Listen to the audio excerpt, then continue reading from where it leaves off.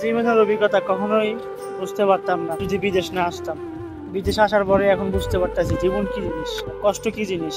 ছোটবেলায় আব্বা আম্মা কত কষ্ট করে আমাদেরকে খাওয়াইছে, পড়াইছে, বড় করছে। আমরা কখনোই আব্বা আম্মার কষ্টগুলা বুঝিনি, আর বিদেশ আসার পরে এখন কষ্টগুলা বুঝতেছি, হারে হারে টের পেতেছি। আসলে মানুষের শরীর থেকে এক ফোঁটা ঘাম বের হওয়া মানে ভাই অনেক কষ্ট একটা জিনিস, অনেক বড় একটা জিনিস। আমি কি জিনিস কখনো ভাই বুঝতে পারিনি। আমার কতবার বুঝাইছে যে কত কষ্ট করি তোদের জন্য, তোরা কেন বুঝোস না।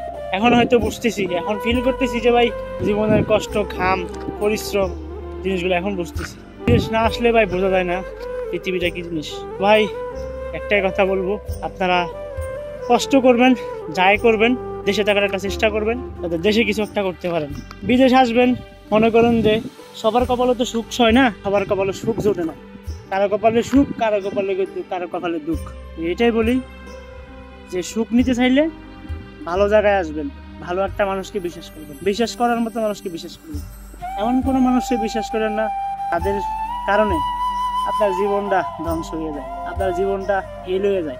জীবনে পিছিয়ে ফিরে তাকাইবেন, ওই পিছের যেই অংশ সেই অংশটা উদ্যান বাদ হয়ে যাবে। পিছিয়েও তাকাইতে পারবেন না, সামনেও তাকাইতে পারবেন না।